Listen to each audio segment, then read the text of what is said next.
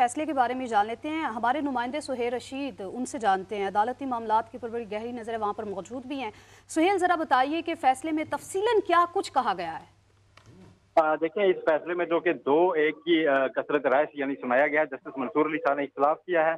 इस फैसले में जो चेयरमैन पीटीआई की दरखास्त थी उसको जुजवी तौर पर मंजूर किया गया है, लेकिन इस फैसले से भी जो अहम तब्दीलियां की गई थी, तरमीम की गई थी नैब कानून में, उनको बहाल कर दिया गया है। फैसले में यह करार दिया गया है कि आमदन से जायद असासों की जो नई तारीफ की गई थी उसी को कलअदम करार दिया जाता है, और आमदन से जायद असासों के केस में जो करप्शन का भारी सबूत इस्तगासा पर मुंतकिल किया गया था उसे भी कलअदम कर दिया गया है। जबकि इसके अलावा जो बेनामी की नई तारीफ की गई थी उसको भी, उस तरमीम को भी खत्म किया गया है। और साथ सुप्रीम कोर्ट ने कहा है कि जितने भी पब्लिक ऑफिस होल्डर के केसेज इन तरमीम से खत्म हुए थे उनको वापस उसी देश से रिस्टोर किया जाता है, और 7 दिन के अंदर नैब को ये अहकाम दिए गए हैं कि वो तमाम मुकदमात का रिकॉर्ड वापस मुतलका अदालतों को मुंतकिल करेगा, जो कि अदालतों में मुकदमात थे, और जो इंक्वायरी और इन्वेस्टिगेशन की सतह पर थे वो भी वहीं से रिस्टोर की जाएंगी।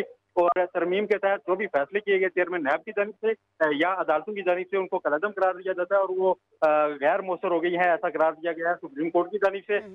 और बिलखसूस जो आमदन से जायद सासों का मामला था उसके ऊपर पूरा मौकफ जो था चेयरमैन पीटीआई का उसको तस्लीम किया गया। और इसके अलावा जो 50 करोड़ रुपए कम से कम एक बेंच मार्क सेट किया गया था कि नैब सिर्फ इससे जायद की करप्शन का इल्जाम होने पर ही केस बना सकेगा, उसको भी खत्म कर दिया गया है। इन सारे जो आज का फैसला है उसकी रोशनी में आप कई अहम केसेस जो है वो बहाल हो रहे हैं, जिसमें नवाज शरीफ, आसिफ अली जरदारी, यूसुफ रजा, इन तमाम के खिलाफ जो केसेस थे, एक तोशाखाना रेफरेंस था जो वापस हुआ था। इसके अलावा LNG रेफरेंस जो है वो स्पेशल कोर्ट को मुंतकिल हो गया था नैब कोर्ट से, वो भी वापस बहाल होगा। इसी तरह पिंक रेजिडेंसी रेफरेंस है जाली स्कैंडल का, वो भी बहाल हो जाएगा। जबकि राजा परवेज अशरफ और ओमनी ग्रुप के खिलाफ जो केसेस थे वो भी बहाल होंगे। 7 दिन के वक्त दिया गया है सुप्रीम कोर्ट की जानिब से कि 7 दिन के अंदर इसको रिकॉर्ड को वापस मुंतकिल किया जाए, और वहीं से जहाँ तक ये केसेस पहुंचे हुए थे वहीं से वापस चलाए जाएंगे, ऐसा कहा गया इस फैसले में, जो चीफ जस्टिस उमर अता बंदयाल ने पढ़कर सुनाया है। और अदालत में उन्होंने फैसला सुनाने से पहले ये बताया कि ये 2-1 से फैसला सुनाया जा रहा है। जस्टिस मंसूर अली शाह ने इख्तिलाफ किया, जैसा कि वो पहले दौरान समाअत भी